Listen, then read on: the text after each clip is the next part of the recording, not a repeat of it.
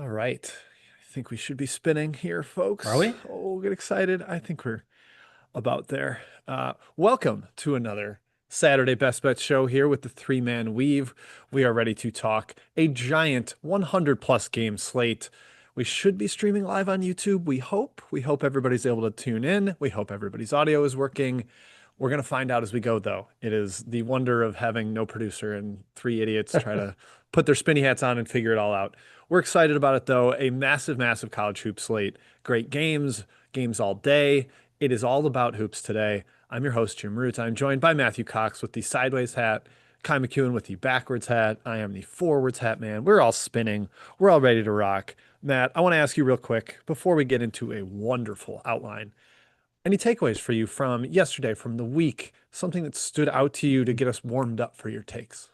Ooh, how about Kentucky? We'll stay ice cold as Kentucky is, and maybe Kentucky's I guess not really a football school either, but I use a football school. Kentucky is definitely not a basketball school. So yeah, some clearly Ooh. some Big Blue Nation problems. We could have a whole separate episode dissecting that, but just want to, man, that was tough to watch. I almost felt bad for Mark Pope. I do. I feel bad for Mark. I want to give him a hug. That's where I'm at with Kentucky right now. Okay. Yes, I also wrote down Kentucky's broken, and then I wrote down Xavier. They won another crosstown shootout. Hooray, hooray, hurrah! Mizzou, Mizzou. Good job to the Musketeers. It's 11 in a row at home for Cincinnati. Cintas is just an impenetrable fortress for Cincinnati. And we're at the point now after Cincinnati lost at home to Eastern Michigan, they lose the shootout. Like the threads for Wes Miller are ripping. Like he Mhm. is falling down the unemployment chasm at this stage. Kentucky, I was most concerned that they kind of seemed like they quit yesterday. Like they just got battered. I mean, at least at Louisville, like they got down, they came back. There's a little bit of juice to the roster. Yesterday felt like, well, here we go again. We have no chance. Let's just take our beating and get out of here. That is the most concerning thing for me with Kentucky. But I love the crosstown shootout. Unbelievable environment. I hope to make it someday. Just a game that always brings it from a atmosphere perspective. Speaking of good atmospheres, fellas, let's get into this outline because we should have some awesome, awesome ones today. We will start in East Lansing, Matthew. An early tip with your Dookie Blue Devils going A on the lot of good road. games early today. A lot of good ones early. Got like I just love it. boom out of the cannon. Yeah, I think there's like bigger college football games later, so they tried to move all the hoops Whatever. up. Hey, I'm fine with it, Kai. Let's jump out of the gates with it. But Matthew, your Dukies playing on the road. I'm calling it their first true road game because Yeah, sorry, I ground agree. troops, you don't count. Not for this level of it. But Michigan State's been unbelievable this year. They've already beaten Arkansas at home. That is a common opponent for these two.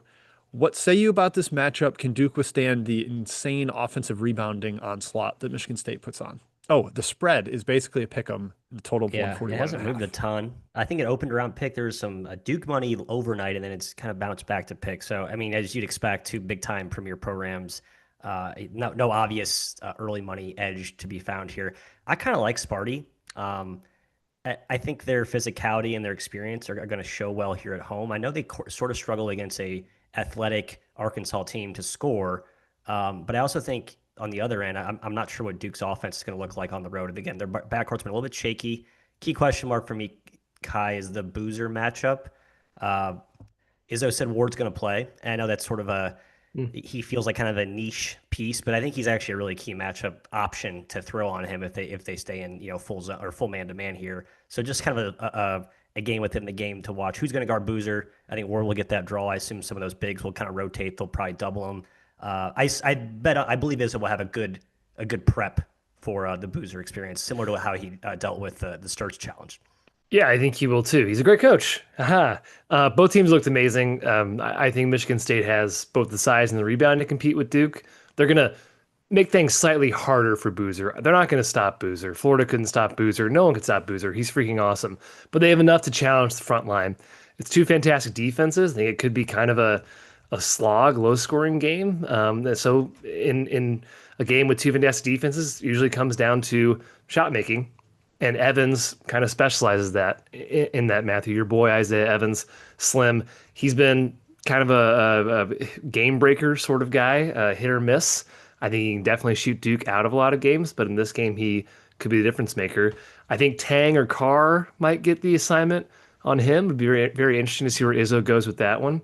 But Jim, I lean towards the idea in my head. Very simple. Yeah, Duke's first true road game, very hostile environment. Michigan State obviously not thinking about the football stuff. I think Michigan State gets it done. They've been rock solid. I have found nothing wrong with their games so far, and I've watched a few of them. Yeah, their worst performances are like letting San Jose State back in the second half, Yeah. letting Colgate kind of hang around when they weren't probably taking an unathletic opponent too seriously. Every time they play good competition, they've been like fantastic. UNC, Arkansas, they covered it narrowly in that one, and then obviously the Iowa dismantling. Of course, they laid over Iowa athletically. That is not the case here. I don't know. I think Duke's size is going to bother Michigan State. Duke Yeah. number I five think so. nationally in average height. Like positionally, they're huge. Fierce has been outstanding. I think this is probably the longest, most athletic team he's seeing, especially in the backcourt. I know Arkansas had that a little bit, but hey, Arkansas almost won, and Duke is better than Arkansas. So, Matt, I make Duke a slight favorite here, like minus two-ish, giving a Okay. sizable chunk for home. So I lean towards the Blue Devils. I understand that, like, oh, they've got bodies to throw at Boozer, but again, so did Florida. I just think Boozer is he'd score 20 points a game in the NBA right now, so I don't really care who Right. is guarding him. It's just can the role player step up, hit a couple shots? Can Caleb Foster be useful or bad? I don't know. I think Kaminia has a big game, Matthew. That's my like I agree. hunch, I think gut sense. Izzo is going to key in on Evans and Boozer, obviously, and I think the role players like Kaminia. I think you're right. Kaminia is going to have an opportunity to have some fair mismatches and maybe just some extra space on the floor to do what he does. Yep. All right. Next up on the outline, that is what we feel with Duke, Michigan State. We're going back to Nashville, where Kentucky rolled over and died last night. Illinois and Tennessee, hopefully a more competitive ball game. Kai, I'm going to go to you first here. The Illini, a strong section in our Discord, strong fan base. They're kind of, wavering right now. They haven't gotten the big win they've needed. They've had a couple losses since that Texas Tech game, and Texas Tech doesn't look good. But Tennessee's lost to two shorthanded teams in its last couple times out. Lost to Kansas, lost to Syracuse. Now a short favorite in Nashville should be a fairly pro Vols crowd. Total of 151. What are you thinking with this one? I haven't been that impressed with Tennessee. Down doubles early to Houston, obviously came back and won that game, but I think that was a lot of Houston sort of giving it away. And then you lose to, a DP less Kansas and a loss at Syracuse. They just don't have a lot of guys on offense past Gillespie and Ament. It's very little else. It's very rim focused offense. And I think Illinois can kind of take that away. They have the size to match them. They're definitely more well-rounded offensively, although they've had the same issues from three they had last year. They can't seem to find the bottom of the net. I think that will improve eventually. Of course, I said that all last year as well, so we'll see. Tennessee has been excellent, of course, for Barnes' entire tenure at stopping the paint and the rim. That's where Illinois has been taking advantage so far this season. And I think it's an issue for Illinois. They can't take advantage of Tennessee's shaky ball handling. They don't force turnovers again. It's weird. It's not really a Brad Underwood throwback team. It's a team that does not force turnovers and create chaos like he used to do at OK State, SFA, and early Illinois teams. However, I think they can match the Vols in the glass. I think they can outsize them, which is very rare for a Tennessee game. I have a gut lean towards the Illini here, Matt. If it got to +3, I would think about taking them. Anything less than that, I'd probably stay away. Yeah, I think I'm going to need more money for Tennessee to come in before I consider Illinois. I think two is the right number. Will Warren, Basket Under Review. Please subscribe for those who haven't officially. Had a great breakdown. Tennessee is his sweet spot, obviously. Um, I this is kind of as you mentioned, it feels like a desperate spot for Tennessee. Oddly, they didn't really capitalize on their opportunities. I think it feels more desperate of a spot, if that makes sense, for the Vols, and I think their athleticism edge. I think it shows in this game on a neutral. I think the rebounding battle is going to be huge in this one. But again, nothing profound. I ended up passing here. Yeah, Illinois, the limitations athletically are a little concerning. Like I know they have gotten a lot of Mirkovic so far this year, and they're giant at center with the two Ivasic twins. But the like wing athleticism, Wagler's been good, but he's still thin. I question that a little bit. But like Tennessee, their two guard is terrible. Like whoever's on the floor, if it's Amari Abram, if it's Bishop Boswell, who's a good defender, but on offense, he won't look at the rim unless he's in transition. I think that's a key limitation on the Vols. I've got a whiny dog in the background, so hopefully you guys don't hear Oh, I that don't too hear. loudly. But I lean Illinois, make them a half-point favorite here on a neutral. Maybe I should be giving one or two to Tennessee for home because of the lack of travel and the bipartisan crowd or the partisan crowd, I should say. Um, but I'm leaning towards Illinois. I think they get it done. They shoot a lot better. There's no NBA 3-point line on the court like there was at their last two neutral site games, and they for some reason sat back and launched from that range. I think we get a good shooting game out of Illinois, and Tennessee's just a little too limited offensively right now for me. All right, next up on the outline, Iowa State at Purdue, another 11 a.m. tip in a great Big Ten. I think it's 11 a.m. Maybe it's 1 p.m. In a great home environment. We all loved Mackey when we went there. We did a little Indiana road trip. Kai, we've got Purdue laying 5.5 to a questionable Tamin Lipsey, but does it matter with how good Killian Torrey has been for the Cyclones? Total of 154.5. What say you here? Yeah, it's coming down. It was 5.5. Now it's 4.5. Yeah, I wonder. It's coming back towards the opener, which I wonder if Lipsey's looking like he's going to play. It is 11 a.m., Jim, so maybe we're getting some inside info that Lipsey's out there. His status looms large, but honestly, you mentioned with Torrey, he's been so good, and Bateman too, that Iowa State still has really good guards in his absence. They can compete with Purdue. I think Mackey's just such a tough environment. It's one of the best in college basketball, certainly the best I've seen live. The game we went to, you mentioned, and they have the best point guard in the country going up against the best pressure in the country. That's a good guy to have against Iowa State's defense. Purdue can beat Iowa State on the block, I think. I think Iowa State lacks a ton of bulk and size up front. I think Buchanan is fine, but I'll take TKR, I'll take Clough there in that matchup. And I don't think Iowa State's going to shoot 43% from three all year, especially in Mackey. Boiler perimeter defense, not the strongest, but their size on the back end with Clough really helps. However, Matt, I do think Jefferson and Momcilovic are matchup issues for Purdue. That worries me as a Boiler backer because I did back Purdue at 4.5. I do think they win this game, Lipsey status or not. And I think the Mackey magic pushes them past that 4.5 mark.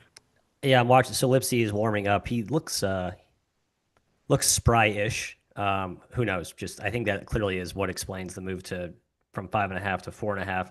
I think with that, even if he's like 50%, that's huge because I would say I know the pressure is key, but it's really two guys that dictate that. It's Lipsey and Torrey. You take one of those away, or you have one of those guys at half speed. I think that's a huge advantage for Purdue. Lets them get into more of their offensive rhythm, get them more comfortable, especially at home. Right? I think Iowa State's pressure plays up better at home. We get a friendlier whistle. A lot of coaches tend to whine about how hacky and aggressive they are, sort of akin to the old West Virginia days under Huggins. I like the over. Got bet up to 154. I don't have a real pace edge here, Jim. I know that's kind of more your sweet spot, but I think both teams score efficiently. You're right. I think the offensive edge with those mismatches you mentioned, Kai, but then also I think Purdue can get into their stuff and operate with some comfort if Lipsey is, assuming he's not 100%.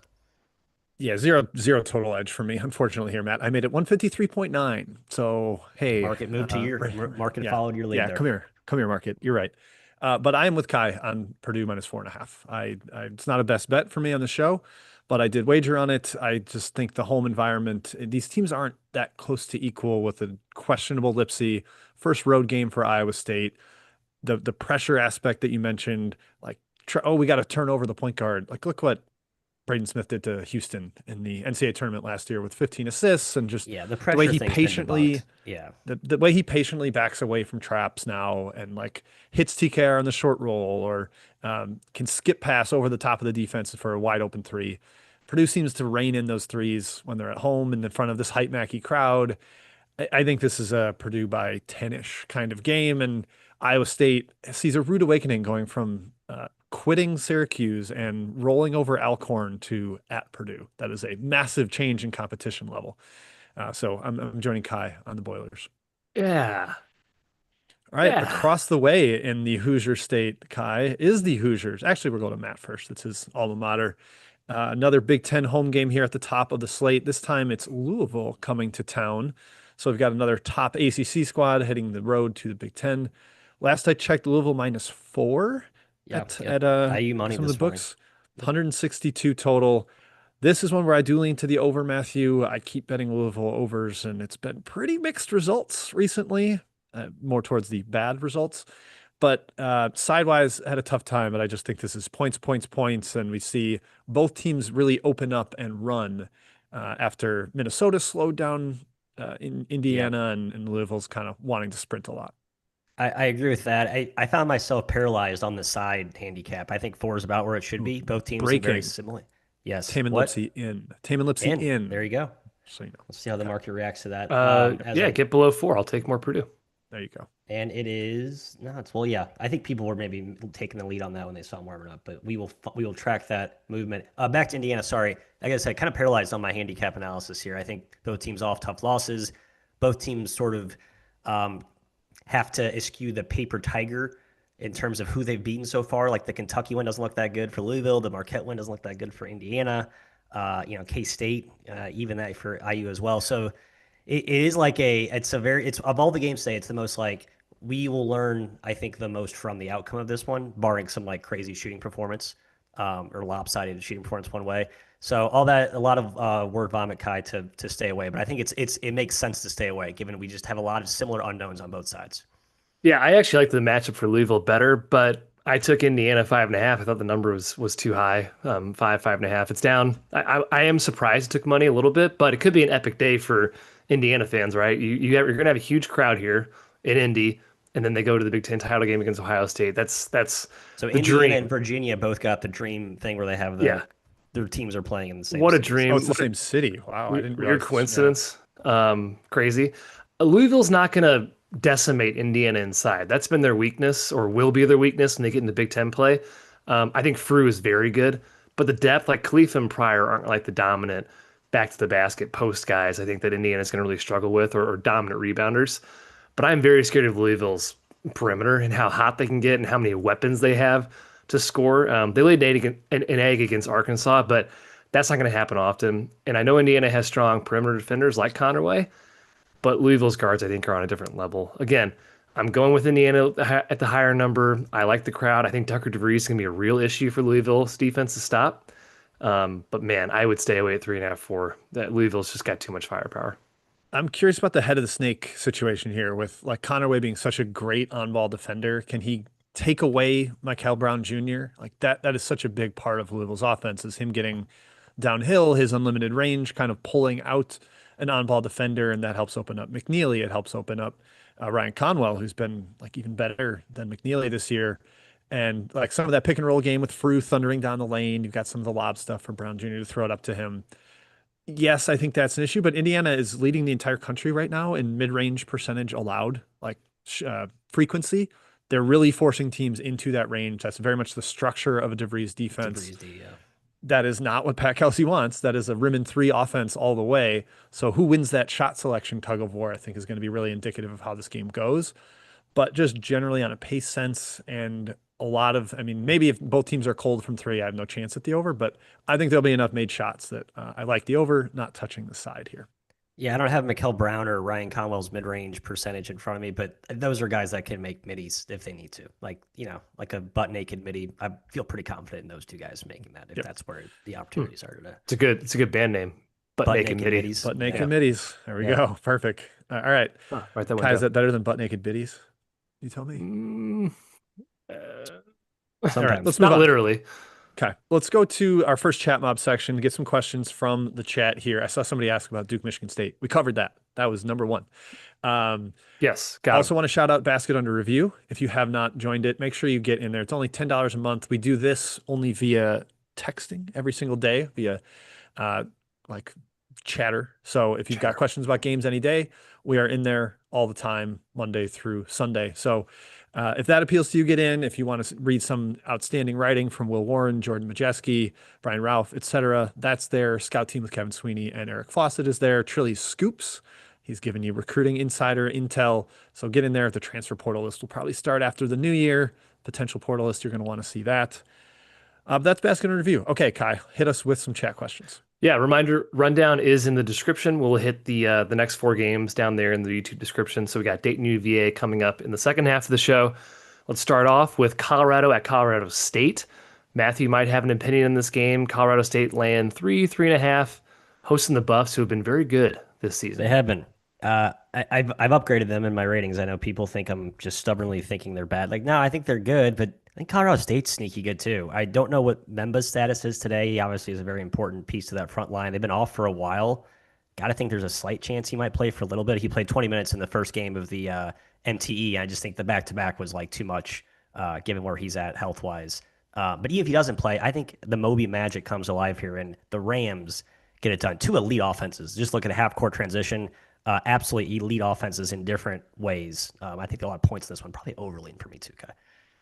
All right, I how almost bet about the under. I almost okay? bet the under there. I just want to say It's a big number. Hello. It's Wow. that'd be a entirely pace-based under. Yes. went down to 149. Wow, really? Okay. George Mason, Virginia Tech. Jim, this one is 4 at some places, 3.5. I got to lean towards Mason, but I made the number kind of where it is, and I'm surprised. Yeah. Yeah, lean Same with towards me on the Mason. number, but Mason's been freaking awesome this year. Tony Skinn Yeah. is such a good coach. He is such a great constructor of defenses. Like I don't look at that personnel and think it's awesome, and yet they just like suffocate inferior teams. Virginia Tech's a little bit limited offensively if Dallas isn't going nuts by himself. We saw that a couple games in Atlantis. Nola Wall hurts a little bit too, just the athleticism in the paint. Nothing really serious for me here though. Kind of close to what the market has it on both side and total.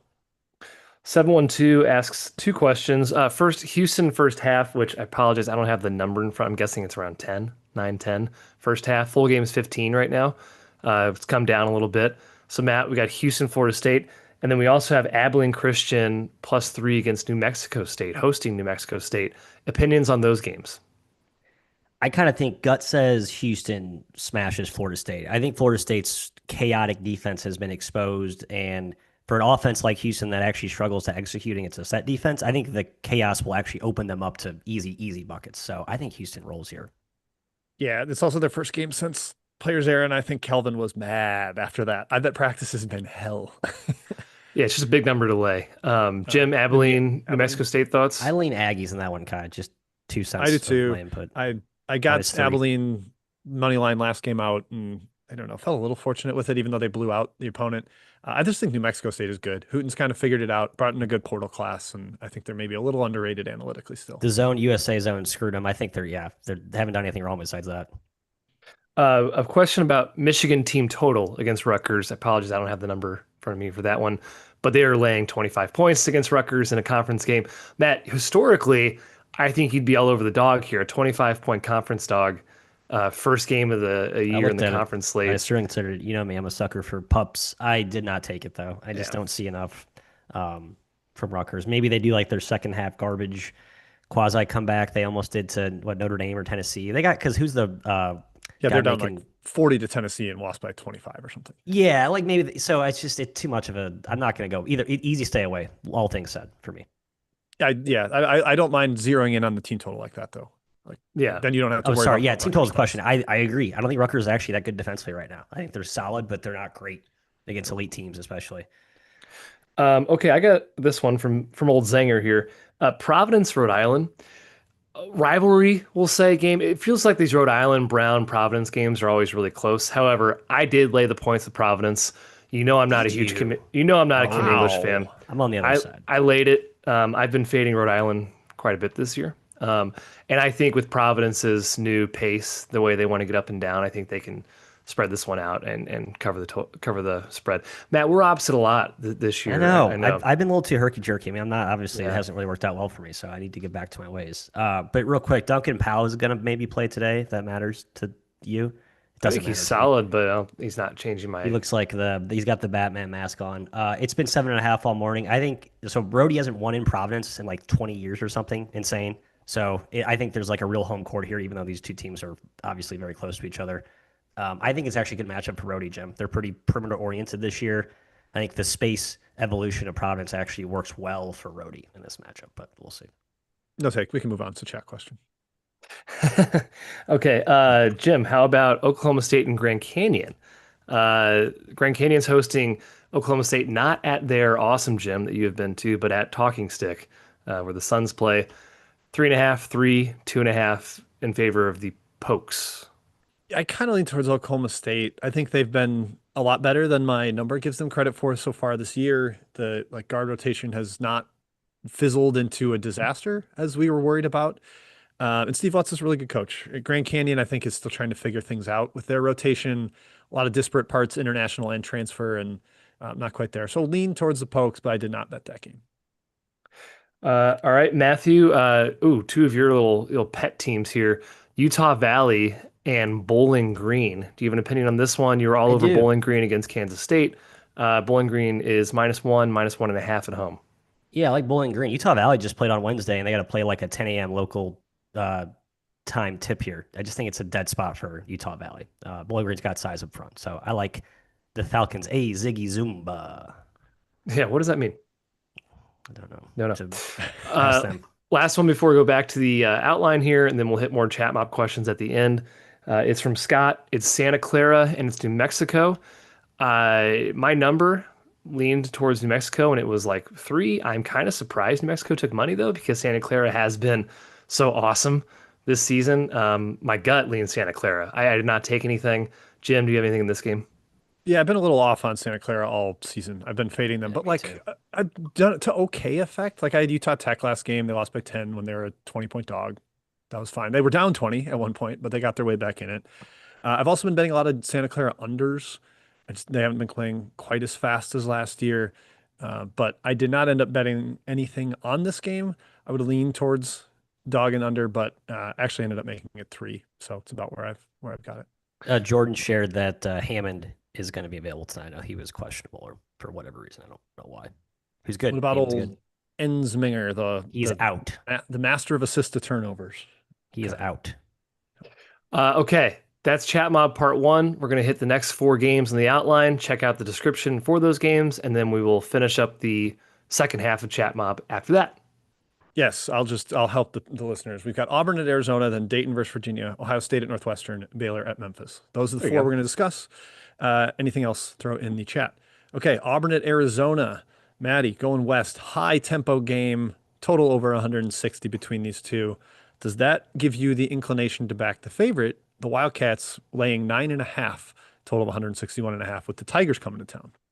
I think removing the matchup part of this, I would lean Arizona pretty heavily, actually. But I think the fact that Arizona, the one thing we haven't seen them do this year is play against, some pack line, junky zone type defenses. Auburn's playing at 20% of. I didn't actually realize they were playing that much non-man to man this year. That's one area where we've seen Tommy Lloyd's offenses sometimes stall out. So that's my one concern. I think Arizona wins. I just think there's some curveballs in Pearl's back pocket he can throw to keep this a little closer to 5 or 6 versus 11, 12, 13. It's a high spread, yeah, and Auburn's been pretty darn good, as much as I have been low on them. Stephen Pearl's done a good job to start, especially the last 2 games against St. John's, NC State, and Keyshawn Hall's been awesome. He's a legit pro. He's flirting with 50, 40, 90 on 28% usage. That's ridiculous. He's top 10 KenPom player of the year right now. I just think Arizona is a next level squad.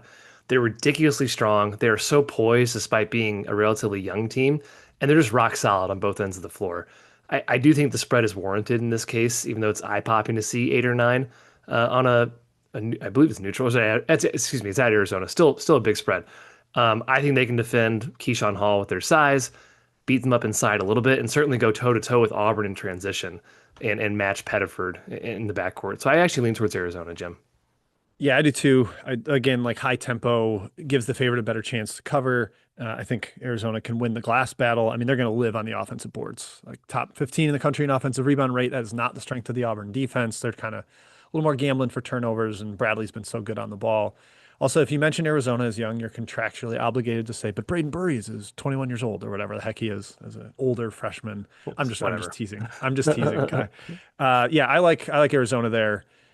Couldn't quite get there on number because Auburn's actually been pretty darn respectable, but it's a tough road environment, high pace game, high tempo, high possession. I think that does help the favorite. And it's rare that Auburn runs into a team that's like much more athletic or much bigger than they are. And I think that's the case with Arizona. All right, next up in Charlotte, as was hinted at before, Virginia fans got the big time twofer with this game against Dayton in basketball and then the ACC championship game against Duke in football. Kai, the number went up to 6.5, then back down to 5.5. Wow. Virginia laying 5.5, total of 145. The way I broke down this game for Action Network was that I think there's going to be a lot of open space on the floor because both fives can shoot the ball and pull the other shot blocker away from the rim. So I expect some efficient scoring on both ends of the floor. I didn't end up with a big enough pace edge to bet the over, but what do you think about side or total in this game? I think eye test can be pretty dangerous because I watched Virginia decimate Texas and look incredibly crisp, and I was like, this team is amazing. Shot really well. Texas shot like crap. And I watched Dayton against Cincinnati, and they looked horrible. And since then, they've bounced back. They've gotten wins against Marquette, Georgetown. They competed with BYU, which is really impressive. And their defense has been locked down. I just think Virginia's got really poised guards, really old guards, and Chance Mallory complements them. Outstanding freshman year he's had so far. Dayton's going to live at the line. They've yet to really prove they can score outside of that, though. They have shooters, too, which is weird. But guys like Durkak, which Matt's boy, Jordan Durkak, has been horrible this season I'm shooting not a the rock. Durkak guy. Hold on. I'm not a Durkak guy. He's not. I want Keontae Jones minutes and I want Yeah. Bryce Hurd minutes. I need less Durkak. That's my Dayton take. Yeah, my summary here, Matt, I just think Virginia's offense is too well oiled, so I'm not stepping in front of it. I made the game about what it is. I'm surprised Dayton's taking a little bit of money, frankly. I'm staying away. I'm on Dayton. I worry that I overlooked I don't know how they're going to handle pressure. They've not done so well this year. I think it was did Cincy press them or someone pressed them. They didn't Since he handle it crushed real them. well. Yeah, I don't know if they were pressing that game or not, but their metrics are not good. Virginia's press has been really good. That's my only concern. If they can handle pressure, I think Dayton's fine. I think they can win this game. Yeah, I lean Dayton too. That was the best bet I gave in the Action Network write up. I think they can keep this evenish. I've been like all over Virginia all season. I don't know why I didn't bet them at Texas when I've been super down on Texas and super high on Virginia. Just sat on my hands and a possible 20-point win there. But I think Dayton's a feisty underdog. Anthony Grant over the last 5 years, but I think he's 27, 16, and 1 as an underdog over the last 5 seasons against the spread. He knows how to get the team to play up, and they've got the like size, length athletes to do so. Keontae Jones, probably the best athlete on the floor. Matt, we saw him top the press against BYU and get a couple steals, dunks out of that. I think he could do that a little bit against Dallin Hall, potentially Mallory too, if they go with that look. So lean to Dayton, the dog for me. Last two games on the outline. Back to the Big Ten. Northwestern, Kai, Chicago's Big Ten team. Yeah. They are hosting Ohio State. I don't really know how either team stops each other, but it should be slow-ish, and the total's already 153, so hard to bet the over. But Northwestern laying 2.5 on the road. It might have ticked up because it came out that At home. Yeah. Tilly is questionable. So keep an eye on injury status for Ohio State here. Yeah, Ohio State's optimism preseason has kind of fizzled for me. Beating Notre Dame by 1 and then losing to Pitt. You just can't really do that. And what's weird is their defense has actually been pretty solid, but Diebler needed this team to be a top 25 offense, and they've fallen short of that despite leading the country in 2-point percentage. They just are such a jump shot reliant team, such a finesse team, that I don't think they're going to fare that well in Big Ten play. And the Cats, they're not very good, but they're scrappy. They're always scrappy. They're always going to simply outwork the other team or at least come with effort, bring their lunch pill to work. And I think that could very much work against Ohio State. Reed's been great. Martinelli, of course, is a stud. And Arrington Page has had like a renaissance year for his career. I'd probably think about Ohio State at 3. But again, I think Northwestern is just the harder working team. And that works, Matt, in Big Ten play. Well, they forgot their lunch pail against Wisconsin. They got blitzed. They got blitzed. Yeah. But they played well in the second. I think that's sort of a wake up call. They play better today. And you're right. Ohio State is a team they got talent, but they're a little banged up. Their depth concerns me, and I like Northwestern. I know that sort of people don't think they have a good home court because you go to a game and half the fans are the opposing team because Chicago is the Big Ten capital of the world. But I do think that they play better at home here today. That big three plays better. Martinelli plays better. I like the Cats as well. Market agrees. So up to 2.5. Yeah. Yeah, I think all of Northwestern's big scoring options, particularly Page and Martinelli, aren't going to get like out athleted and swallowed up by guys on the other end of the floor. That's where Ohio State's really lacking is wing athlete, front court athleticism. They've got a lot of skill on that roster, and I think that's why there will be points in this game. But I also like Northwestern at home here, 2.5. I think they're about equals, and I'd give a little bit more for home than 2.5 points. Final game on the rundown. We get Memphis as a home dog with Baylor coming to town. Penny Hardaway's gauntlet of a non-conference schedule continues, Matthew. Baylor laying 3, last I checked, right around there, 2.5, 3.5, depending where you look. Total of 158. I believe Bradshaw and Hardaway are both back for Memphis today, expected to play. So that certainly helps. Yeah, that's why the money implies otherwise. Bet up, from a 1 to 3. I like Memphis here. Baylor hasn't totally impressed me. I know they've had some good moments, but I still believe in Memphis. I think this is a kind of back against the wall home spot. Obviously, they need to win maybe they're their time has passed. But I think Memphis wins this game. Again, I don't understand the money. Maybe I missed another injury there in my due diligence or lack thereof. But I like the Tigers, Kai, home dog. Yeah, I don't know. They just haven't been very good. Their offense has been a disaster, but they certainly have athletes. They're old, and you can see Doug McDaniel kind of having, I don't know, a Doug McDaniel good game. Baylor's offense is just really good. They're top 10 in the country. Yesufu is, of course, another freshman stud, and Cam Carr has had just a crazy year after being in nothing at Tennessee. He's super talented. They Their could defense, sure use him. Tennessee could, yeah. The Baylor's defense just sucks. They're getting punked by everybody. Even mid-major teams like Tarleton scored 80, Sacramento State scored 80. I know these are big possession games, but still, it's not a good sign when those type of teams are putting up numbers against you. I think it's a fair spread, Jim. It's strength versus strength and weakness versus weakness in terms of offense defense. I say it away. Yeah, I thought the spread was fair too. Just historically, since 2020, Penny is the best underdog coach in the country. 27-11 against the spread. Like really, really good. The only team that actually has a better win rate is Houston, but they're 5-2. So I'm not counting that 7-game sample of Kelvin Sampson as an underdog enough to say he's been a better dog coach than Penny.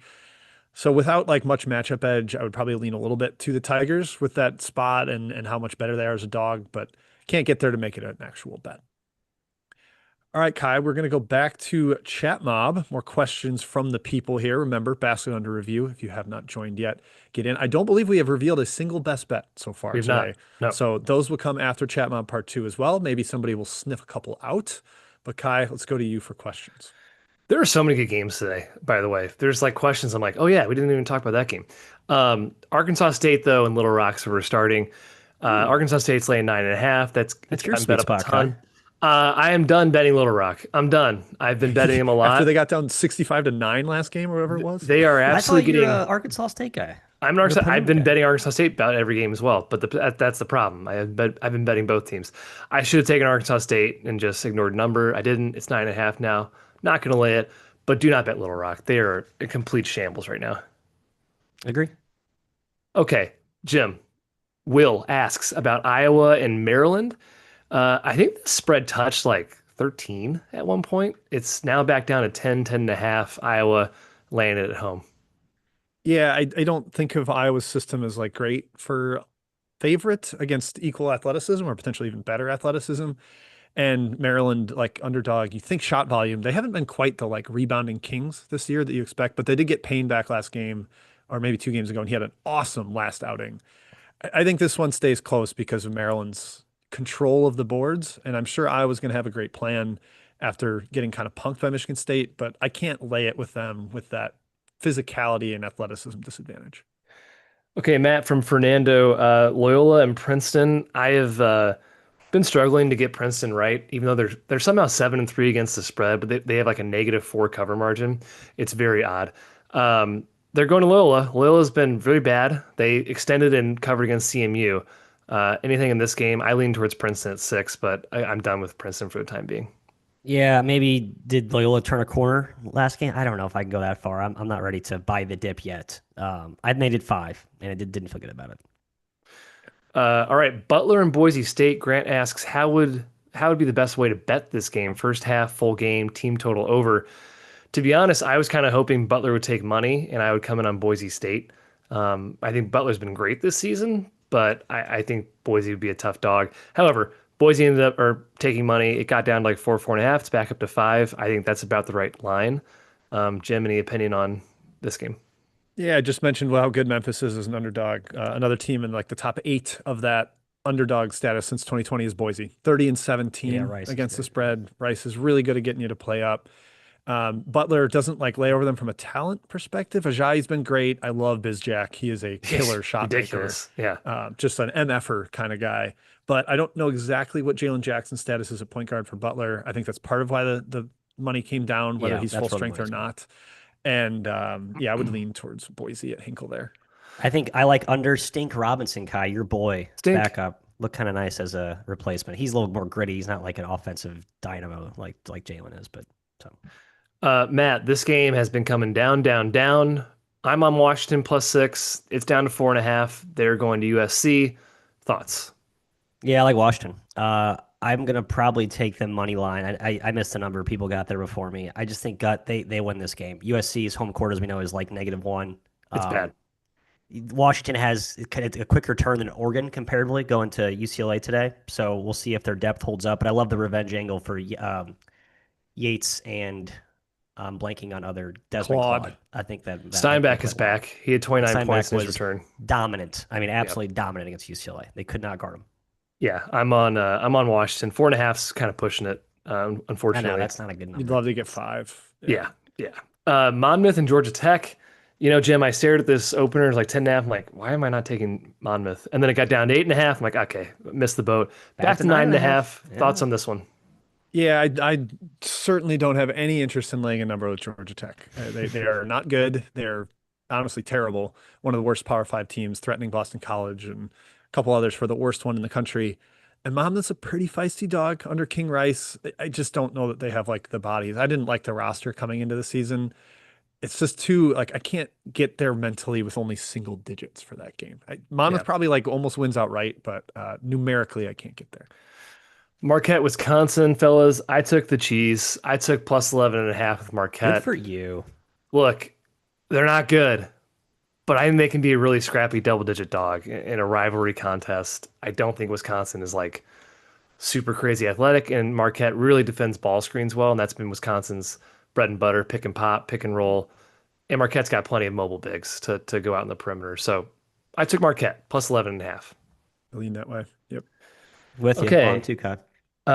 Jim, this is a couple, two extras. I actually have an opinion on one of these, but do you have an opinion on USC Upstate against Western Carolina? Upstate -1.5.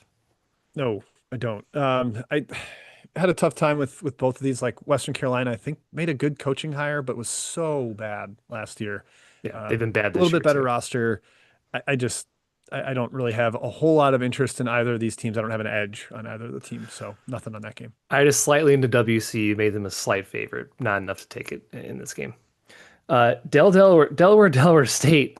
I probably burned a book because I have like 10 points of line value right now on their total, which tanked to like 130.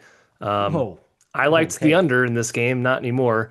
In terms of side, what'd you get it at, Kai? What'd you get it 140? Yeah, it's below 130. I mean, that book's done. That's great. And on the side, Delaware State's been horrible. I was on them a couple times. I've since stayed away.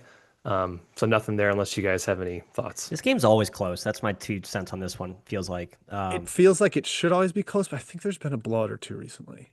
Okay, damn it. All right. It's I like I made the home dog.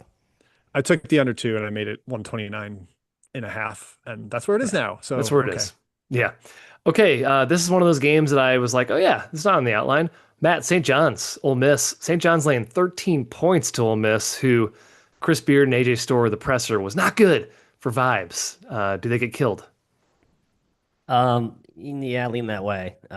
It's either St. John's or nobody. I just think the St. John's is close to kind of clicking it back into gear. Patino's so gung-ho on figuring out the Dylan Darling part of the puzzle. I just think that you can use him, but then move on and use other guys as like their initial creator just to get into the offense. But I think St. John's. It's more about Ole Miss and where they're at, for sure. Opinions on NC State, Jim, laying almost 30 to Asheville. Asheville's a pretty solid team, actually. This spread's high for me. Yeah, but we'll wait. NC State, like when they have a chance to win by 50, they're doing it lately, and I know they're angry off of the loss at Auburn, and they kind of got tough shooting splits in that game. If that corrects and NC State really pushes the gas pedal, and Darian Williams has 30 after being ignored last game, that's scary to me. It's too high for me to like lay it with NC State, but I can't quite take it with Asheville. I have no opinion on Bucknell and UMBC. Bucknell's laying 2. The question is, should they be favorites at all? I think the spread is about where it should be. So that's just my opinion. If you're curious, if you guys have any thoughts on that one. No. Yeah, I mean about what I know Matt doesn't. Bucknell, I can't figure out. I'm doing some extras. Well, Bucknell's had injuries. I haven't looked if BGX and McCreesh are They back. played some crazy zone against Akron.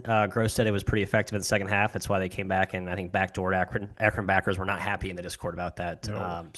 That's a matchup wrinkle. Bucknell shorthanded. They can throw some curveballs defensively. Yeah, they were missing McCreesh, BGX, and Pat Curtin last game. Curtin isn't like overly efficient, but he's one of the few guys that can actually do something on offense. I would stay away from Bucknell personally. I think UMBC is pretty decent too, just decent. So I guess lean UMBC if Oh, I anything. think under too. I kind of like under. Yeah. Okay, look at that. We had some thoughts. Okay, Wichita State Gym, Northern Iowa total. It's 130, 130 and a half, 129 and a half some places. Any thoughts on total? Yeah, I like the over, which I always hate liking these low total overs because I've had a few this year where it's been like 75 points in the first half and then 50 in the second half, and they don't get there.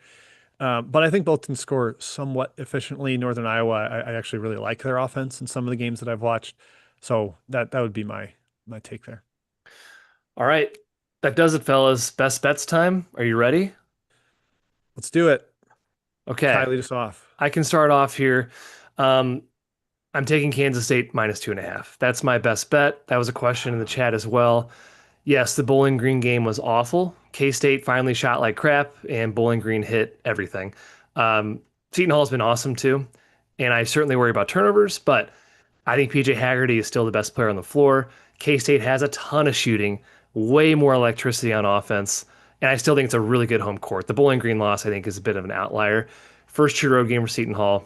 I think Kansas State delivers here -2.5. Go Cats. What's the little EMA thing they do? What's the I little don't cat know. symbol? Yeah, I That- can't that's remember your exactly how the turf. hand I is. don't get it. I don't want to throw a gang sign up. The Cats. I EMA. tried, so I Yeah. probably did, Kai. So whoopsie. Okay. Jim, Matt. I'm Jim? I'm assembling one two. more. I'll start with two. Matt, you go with your two. I got one more I want to find. I got Oregon +9. I know there's better numbers this morning. I don't care. Biddle could play. Even if he doesn't, I just think this is a game effort from the Oregon. Had some time off. I think Shellstad's getting healthier. I know there's bad vibes around Oregon, but UCLA, I just don't think they're going to be a great favorite this year. They just don't have depth. And that zone really threw Washington for a loop. I think if they throw that against Oregon, Altman and Kobe ready for it, Shellstad can kind of operate and pick that apart maybe from the point. I like Oregon here. And my second is Bowling Green, as I mentioned earlier. It's just a total dead spot, I think, for Utah Valley. And I know it's sort of like a letdown after you beat K-State, but I think they're good. And I think they're actually kind of a tough prep against a team that just played at San Diego State, 72 hours ago. So, yeah. Okay, love it, Matthew. I'm going with a 3-pack of unders, 2 of which are on the Basket and Review Best Bets graphic, but one extra one for the people that are watching the show, a little reward, a little cherry for them. Denver and Idaho State under 145. I just think Idaho State's really good at controlling pace, and as long as Denver's not knocking down shots, that should be pretty slow. I made it in the 130s, so I like the under a lot there based on Idaho State's pace. Tennessee Tech and West Georgia under 151.5. Another ugly game, way off the radar for people on this fancy Saturday, but West Georgia's been a pretty solid under team.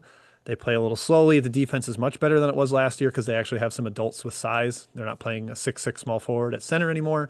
So I like that one to stay under. And Tennessee Tech is coming off the insane game against Georgia where they barely played basketball and there was like 200 points.